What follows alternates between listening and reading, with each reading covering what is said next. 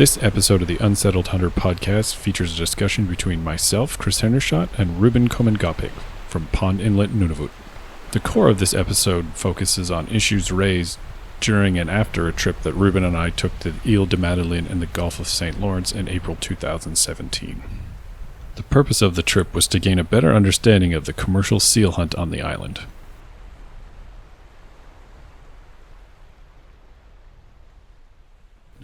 Would you like to introduce yourself? Yeah, my name is Ruben Anton Komangapik. I'm originally from, I was actually born in Frobisher Bay, NWT, which is obsolete now on the map of Canada. Now that we had a referendum on April 1st, which is kind of like a joke, I guess. April Fool's Day, 1999, it became Inuit, Nunavut. Cool. So, the reason that we're talking in our lovely office here today at York University is because about a month and a half ago, we've been trying to do this for a while. We've both been avoiding it, maybe. No, just too much work on both sides. Yeah, you've been busier than me.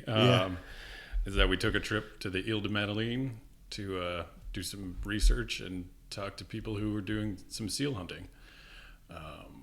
It was your idea because you had been there before a couple times, right?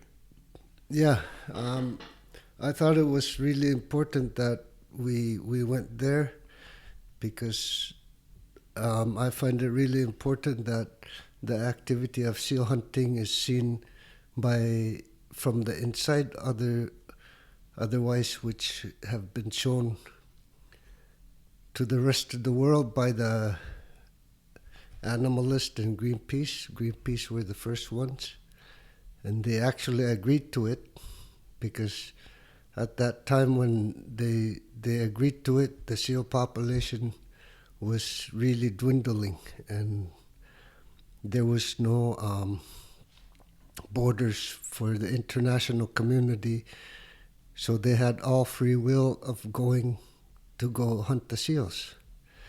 So the Greenpeace did a really awesome job, but what they did not do was to say that they achieved what they wanted to do, but they just quietly just left it, and another group of people came in and took over, basically, against the seal hunt.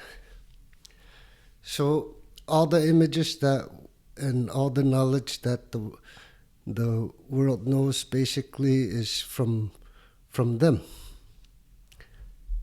So when I first saw it on TV, the method of killing the animal was pretty, even to my eye, very aggressive. Because the first seal I killed, I was 3 years old. And right after you kill it, we are taught not to cut it open right away.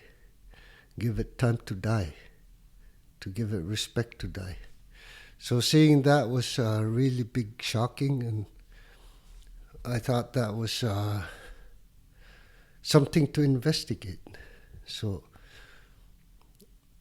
to me, from experiencing that shock as a person from the north, as a person as an original, I don't like to say my people. I guess I could say my brand of human.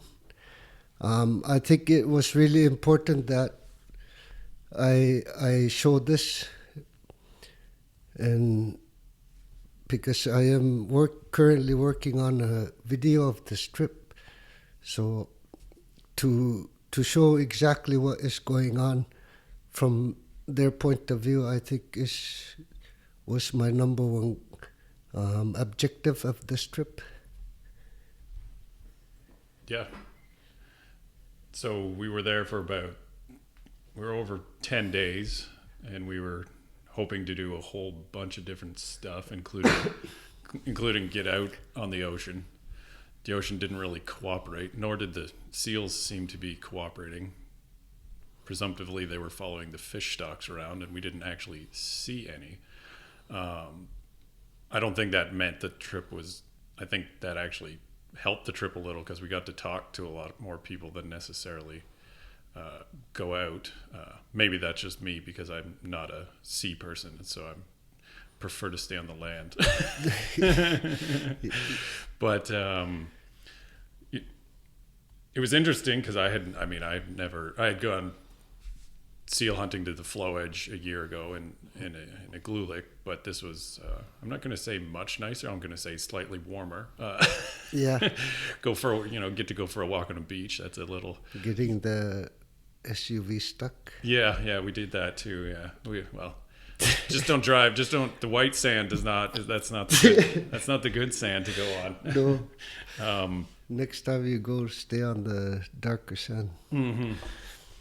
Yeah, I think that was a really awesome trip, because it was a good thing, because I've been there before with the Mi'kmaq from the Gaskabigia.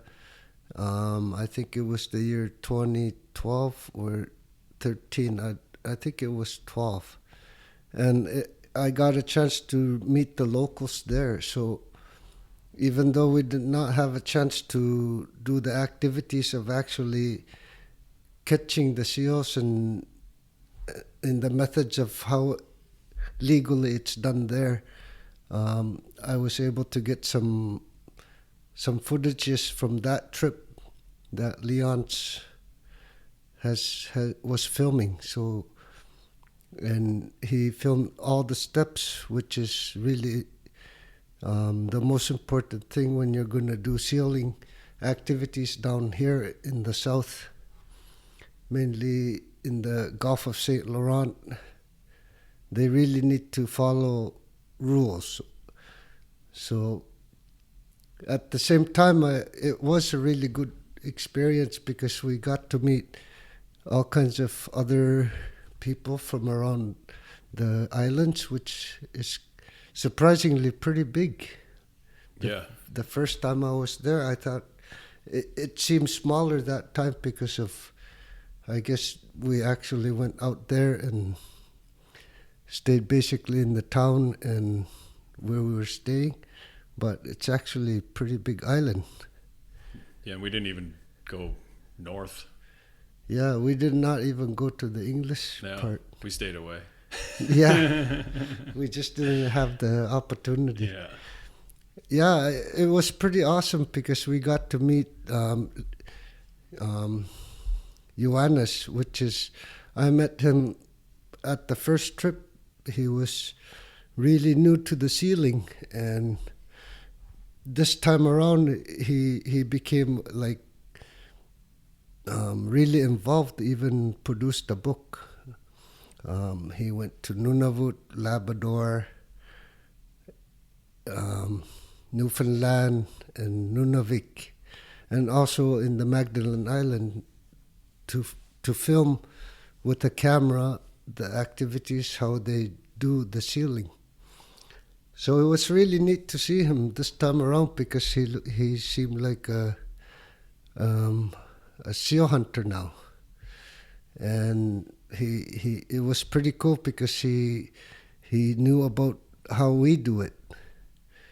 So, and we even got to meet the fisheries and ocean guy. Remember? Yeah, that was an interesting experience, because we tried, because you're the one who had introduced the licensing issue, which I had no idea about. Yeah. I did before we went, but with the digital storytelling video, yeah, you'd done too much prior, and so then you had done it for your first trip, right? Yeah, in 2012, and then we had to go, but then we arrived on a Wednesday, yeah, and we didn't get a license. We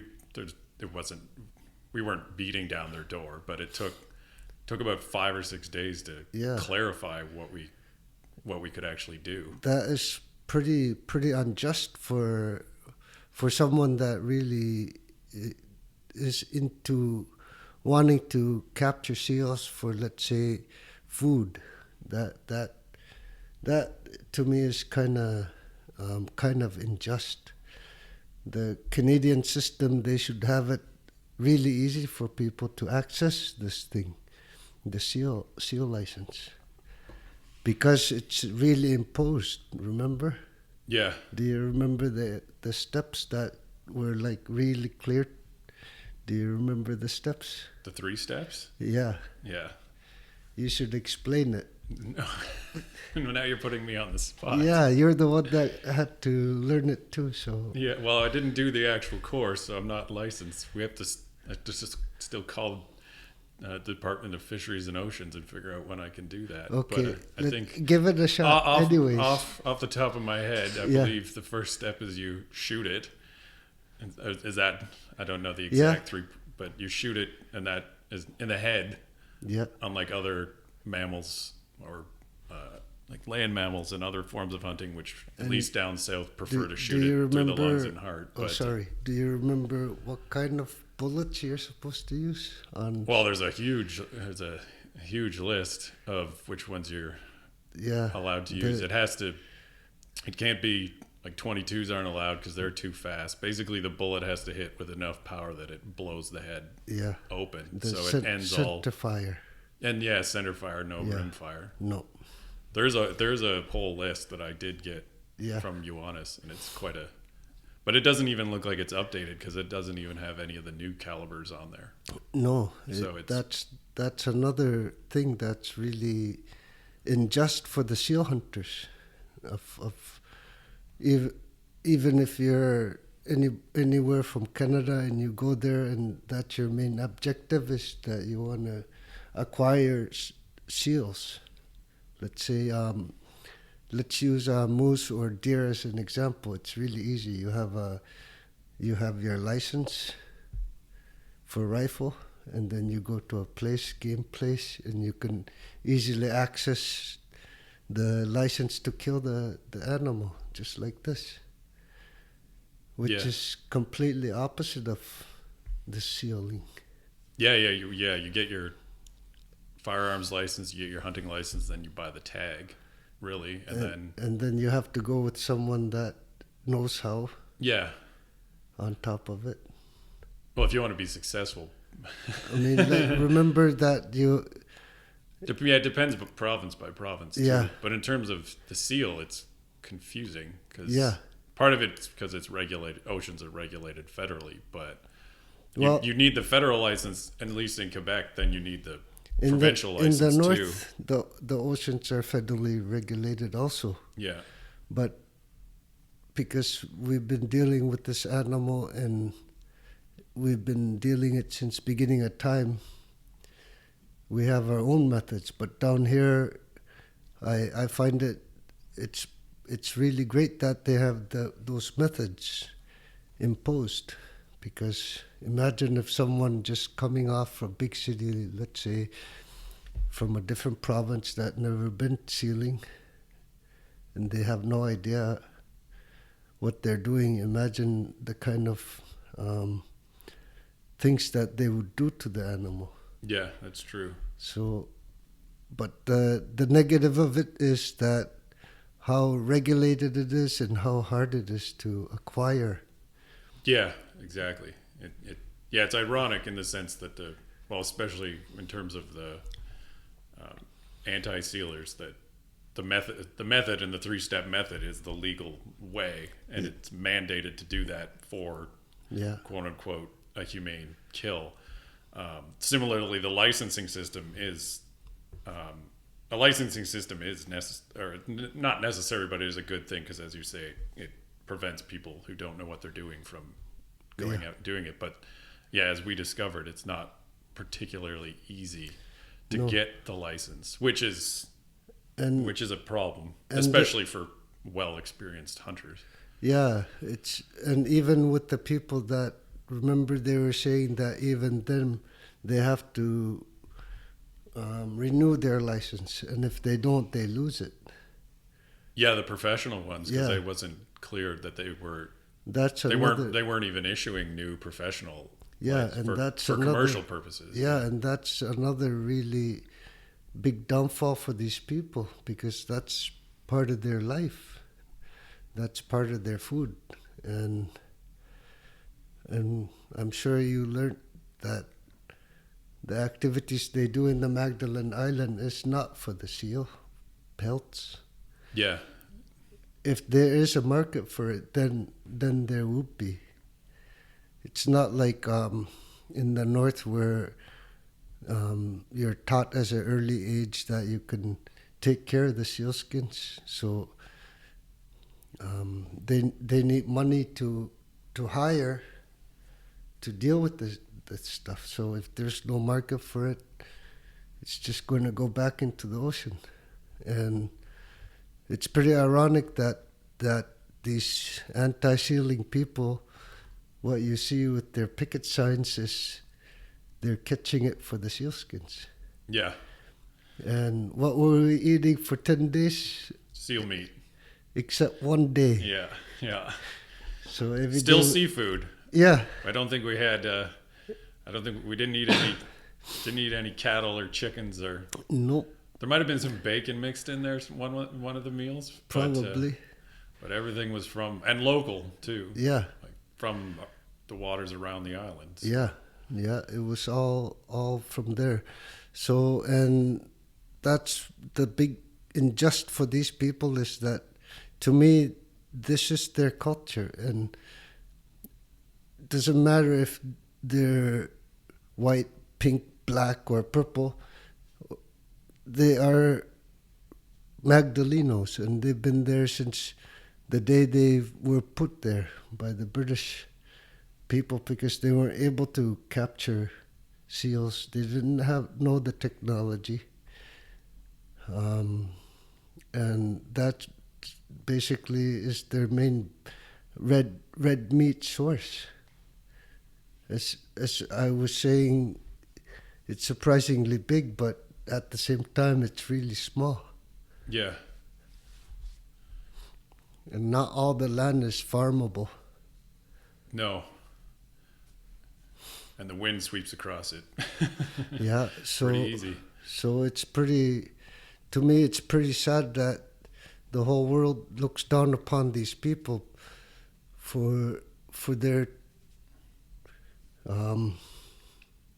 culture, because I see culture there. They're pretty much like any other place I've been to in small communities in Nunavut. Like, basically, yeah, they have culture, and sealing is part of their culture, which is really sad that they are losing a lot of things, like not being able to acquire seal hunting commercial. Yeah. And also, what really surprised me is the limits that they have to comply with. Certain seals, like the hooded seal, are not allowed to catch it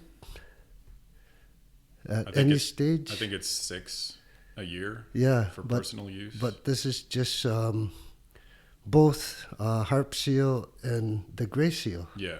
That's it. And everything else is off limits.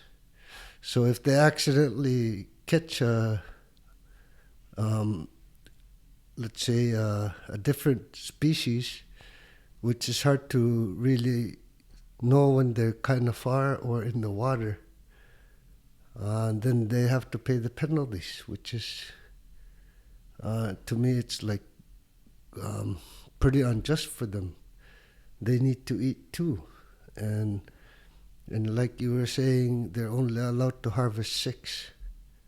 And it doesn't matter if it's harp seal or gray seal. Yeah, 6 total. Yeah, in 1 year. So, yeah. And that started by you asking me if I could do the 3-step process, and we only got one step. So maybe we should probably go through that, because hopefully the people that I'm hoping who are listening to this have no idea what the 3-step process is, let alone thought about seal hunting as a viable source of food and also as a culturally rich activity. So yeah, let me try to go back and please tell me when I'm wrong, because I'm going to be close to wrong. I have the general. You started off with you shoot him in the head with a center fire. With a center fire caliber enough to blow the brains out to end all like central nervous activity, essentially. Lights out. Yeah.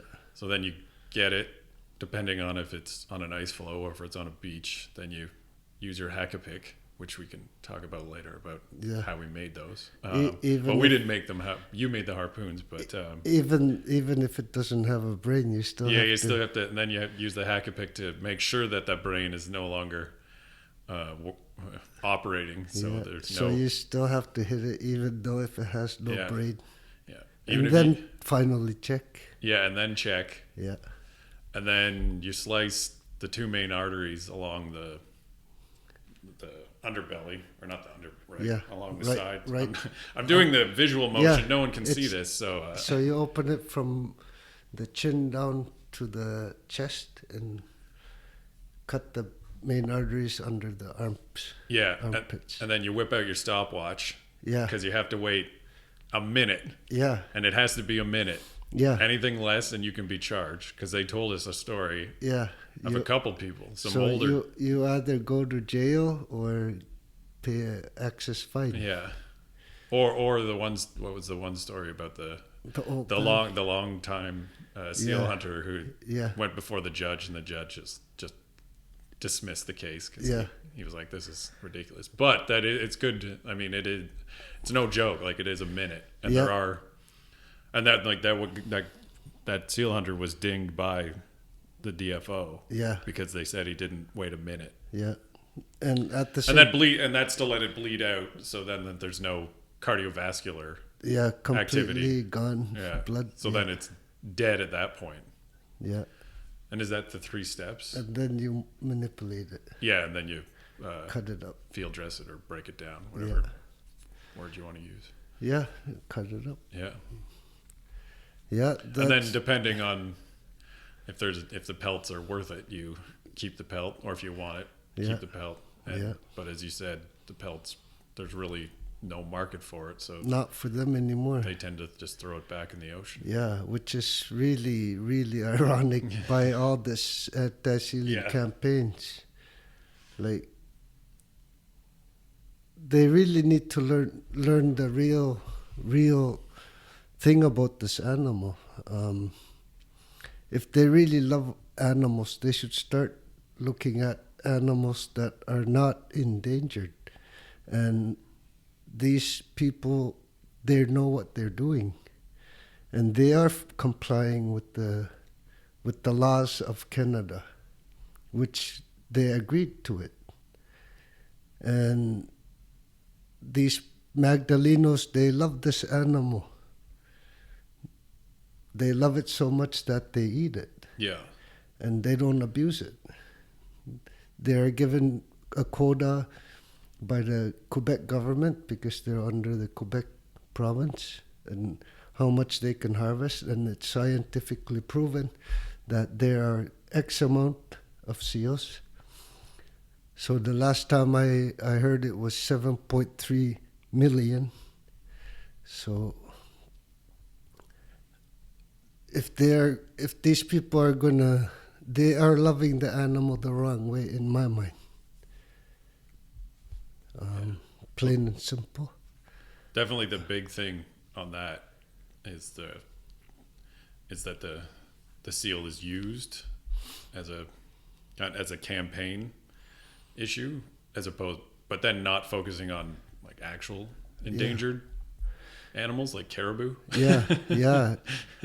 Really, and other species around the world. Let's use the frogs. Yeah. The frogs are really the ones that really need help right now, is in my mind, because they're gonna give us ways to make new medicine, etc. And they're part of the big ecosystem of all these forests. And if it's gone, these forests are gonna die. Yeah. So what they're doing is the opposite of loving the seal the right way. Yeah. Um, It's those big dumb eyes on those seals. they If they didn't have those. Yeah, the frogs have big dumb eyes too. Yeah, but not the same. But they're They're cute. amphibians, not mammals. So Yeah, but they're as cute as that's the true. seals. They can- But the thing that they're doing unjust to the animal that they love is that they're overpopulating now and not giving their fellow human being the rights of what they know. They're not abusing the system. They know what they're doing. They first of all they hunt it for food. And it's even let's use agriculture as an example. You don't even have to feed them, so there's no carbon attached to it. Plus also the water. You don't have to damage any water system. So these are animals that are free until they die. They're going to die anyway, and the way they're loving it is that they're going to make really havoc of the ecosystem of the St. Laurent, plus the rest of the waters of Canada. Overpopulation, and even the fish stocks are hurting big time. Which so I think they should start saving the cod. Yeah. If they really want to save a species, because this species doesn't need saving at this point of time. Greenpeace did a good job with them. They made their mandate was because at that point of time they were endangered, because of all the nations of this world were coming to that region, because there were no borders at that time. And then Canada made a border, and the method of killing was imposed. They complied. So now I don't see the point of these people. And at the same time, they're using these images of these people and not educating the mass of people why they do it this way. Yeah. As an example, I'm Eskimo, and to me to see that method is pretty shocking. I didn't know that there's this 3-step program that they have to follow. I did not know DFO is up in the air watching the whole activities. I've seen it. It's really not a game. To the point it feels like I'm in a video game. And it's amazing. It's amazing how these people are still going at it, in spite of all these drawbacks, because they are hunting it for food. Yeah. Plain and simple. And like I said, they have culture too. And this should be recognized in my mind, that this group of people in the Magdalene Island, they also too have a culture just like us, because we're dealing with basically the same animal. And at this point of time, we're not regulated at this certain animal. Let's use narwhals. That's regulated, and we comply because we do love the animal. Just because we harvest it and eat it doesn't mean we hate it. So my point is that this world should recognize that these people do have a culture, which usually it's so easy to wipe it out because now we live in 2017. Anything down under the north of 60 that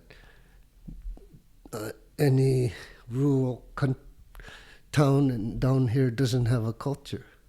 But this group of people, they do have a culture. And they started off this island as hunting seals.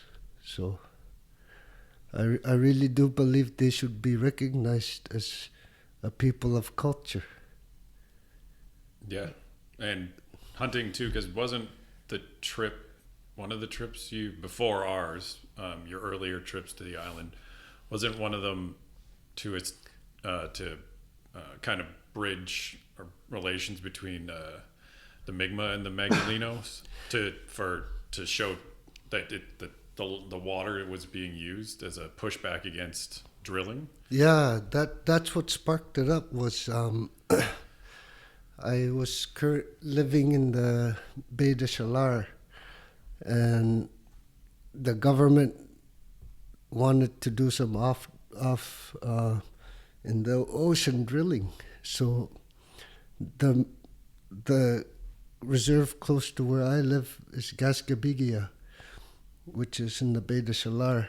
They invited a few people from around, let's say New Brunswick, and also Magdalene Island, Nova Scotia, and a few other people from different reserves to do a walk protest and to do speeches to educate, to say why we should not do it.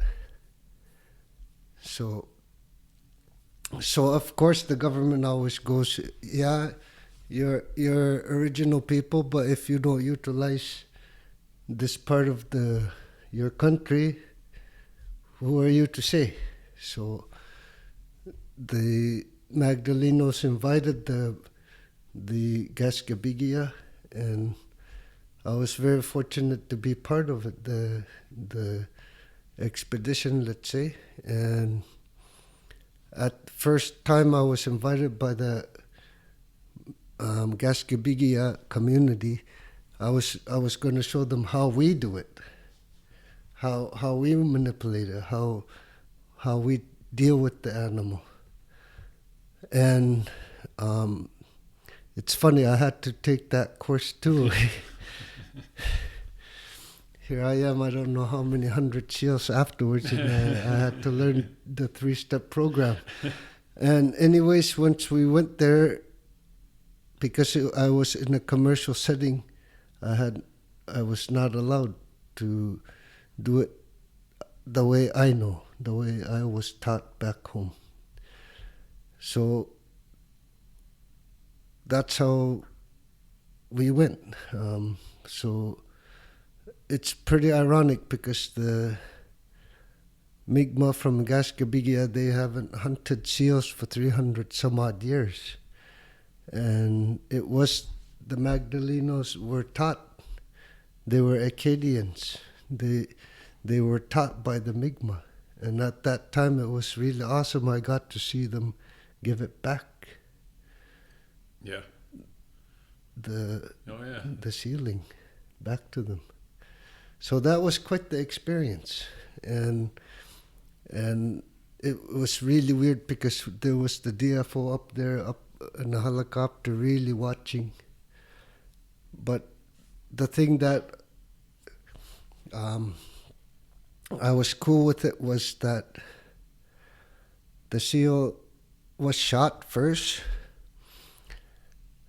and because the ice was so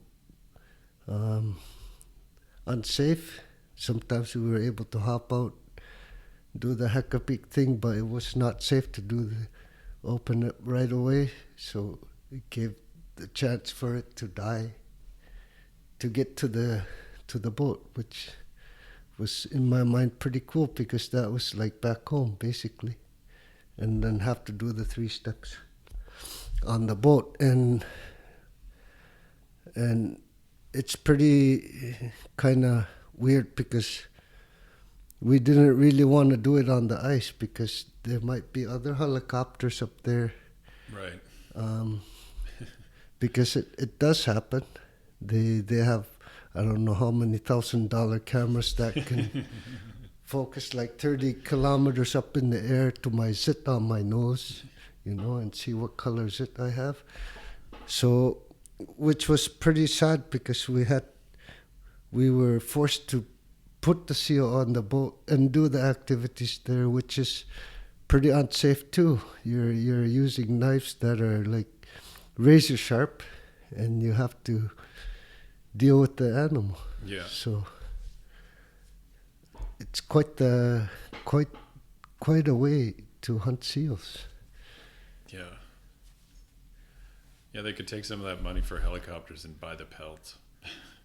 Or take that money and save the true animals that need to be saved. And these animalists, they have to, if they really love this animal, they should really get educated so they're loving the animal the right way. And the way they are doing it, they're really hurting the animal and the waters around it and the food that they eat, the shortage that's happening. And because the sealing is basically really down now, who's feeding all the food the seals eat? Mm. So they always talk about how the white man is such a wasteful person in the sealing industry. They don't take everything back, which to me, I don't see it that way because they also are feeding the ocean. So, in my mind, these evil white people are not evil at all because they're giving back to the system. And some people are not able to see that they are doing a really good thing. Let's use the blood, for instance, is good for the microbes. Mm-hmm. What are they called again? Like plankton or algae or other very small organisms? Yeah, and they're like plants, right? Some of them, yeah. Yeah, I'm not totally sure. Plankton is like a plant. It needs fertilizing. So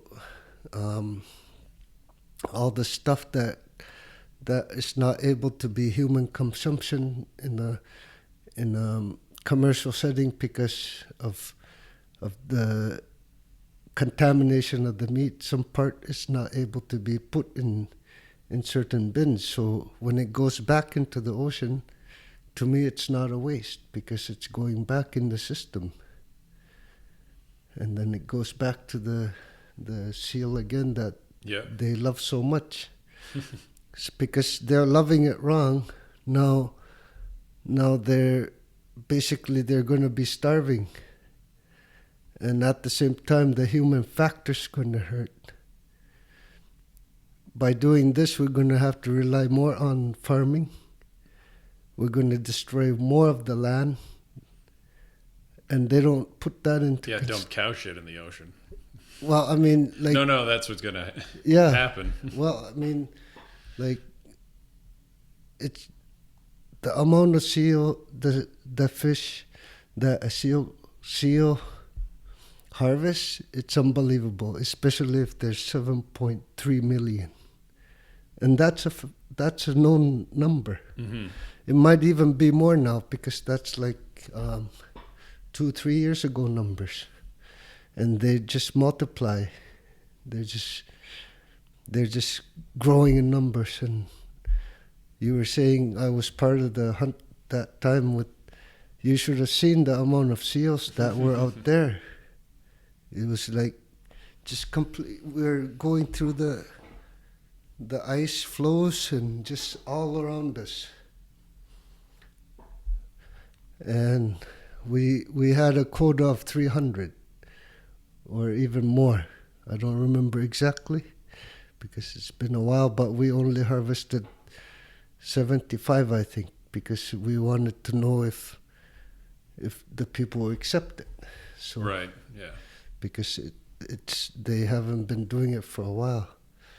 But for me to see that, it was pretty shocking also. Like the amount of seals that are out there. Just one group of seals, and that time it was harp seals. And also, I live in the Baie de Chalar, the gray seals. That is wreaking havoc of the salmon of the eastern part of Canada. And even them they're even protected now too, the salmon. So because of the animalist action, because of their ignorance, they think they're loving the animal right, but they're doing it wrong. They should really educate themselves before they start protesting against people. They're hurting not just the human factor, they're hurting the nature factor too, which is really, in my mind, really stupid. Let's use that word. Really stupid.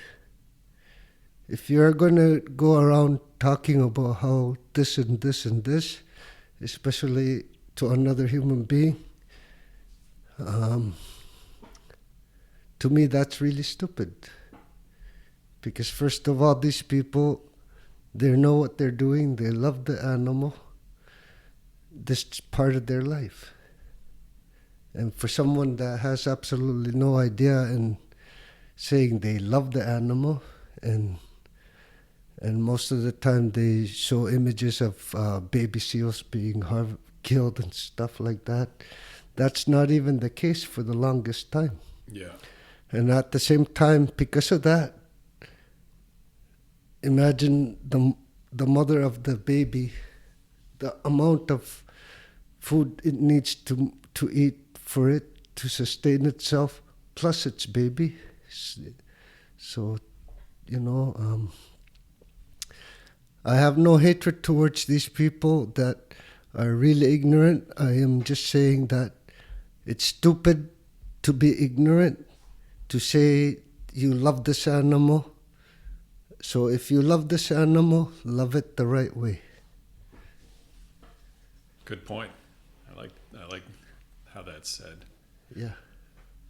On a more positive note, the one thing that because we couldn't, once we realized that there were no seals and that the ocean was too rough and we weren't getting out, we decided to shift a little and do a little technology exchange process. I think that was quite fun. Yeah, I didn't partake because I don't have the craftsmanship skills. But you watched. Yeah, I did watch. So that's the number one way to start getting educated. Yeah.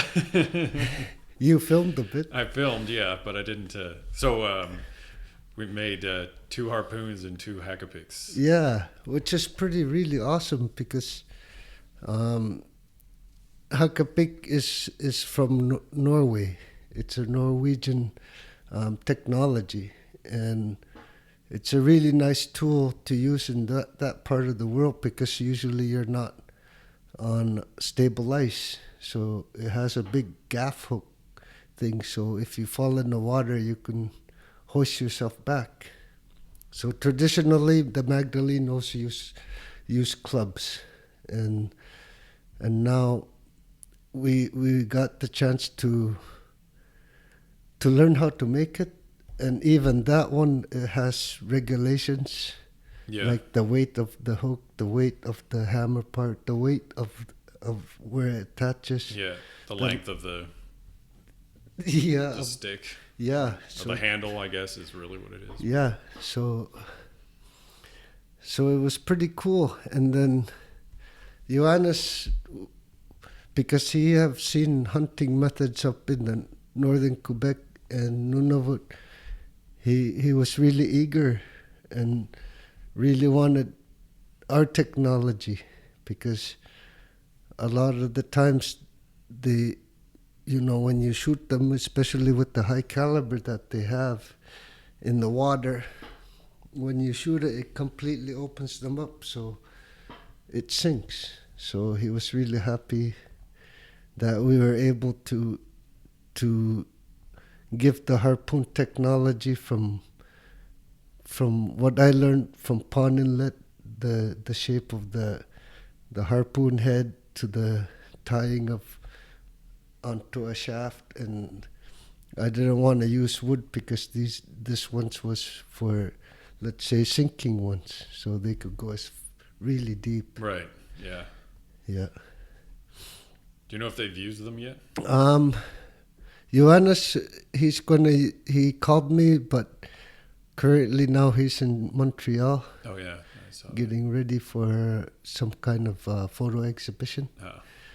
And he's working on something I should not say because it's okay. He's the one that should say it. So it was really awesome to do this, because back in, I don't know what year, with the Qilakjuak expedition, a group of people from my region traveled all the way to the top of Greenland, the most extremist known settlement of Inuit. And when they met them, they didn't have that technology anymore. So they showed them. So my great-great-grandpa Komangapik was part of the expedition, and he taught this to them. So it's pretty ironic. I did the opposite. I went down to a group of people because also the Greenlandic, they manipulated these animals only in the wintertime. Oh yeah. Yeah, they lost technology to deal them in spring and summer. So I don't know exactly the technology that was given, but the idea of the brand of people I'm from giving the technology to the north, and now it's 2017. I had the privilege of giving my knowledge from the same group of people to the south, which is pretty cool. And now they're going to have a better chance of catching the seal because they love it so much. They don't want to waste the animal. Yeah, certainly don't want to lose it. They're not there to just they're not barbarians. They're not crazy people. They are hunting for food. So I'm really happy that I was able to give this technology to the Magdalenos. So as soon as I find out, I'll give you some news. Yeah, we should. Hopefully, get a picture, if not a video of that. Yeah, that'd be cool. Yeah, I asked him to. Or not cool, but you know what I mean. Yeah, I wanted him to document it. So I even gave. It wasn't just Johannes. Also, it was with Claude. He's an artist, pretty awesome guy. He also does. He was pretty happy. Yeah, he might have even been more happy than Johannes, I think. Both of them were. Both of them were really, really happy because both of them are really active in the seal hunt. So now I'll hear pretty soon for sure, because now I heard that the gray seals are there. They're back. Yeah, so I'm sure they're gonna have to restock their butcher shop, which is pretty. But we did our best to. Yeah, we ate a lot of seals. Eat them out of their stock. Yeah, it was so good. Like, it was so amazing that we were eating seals that were caught by white people. They still tasted delicious. Well, it still tastes the same animal, but not as bloody. Right. Because the drainage of the blood. So to me, it's funny that these people are the most evilest white people in the world. In my mind, they're not. There's other more eviler people in this world.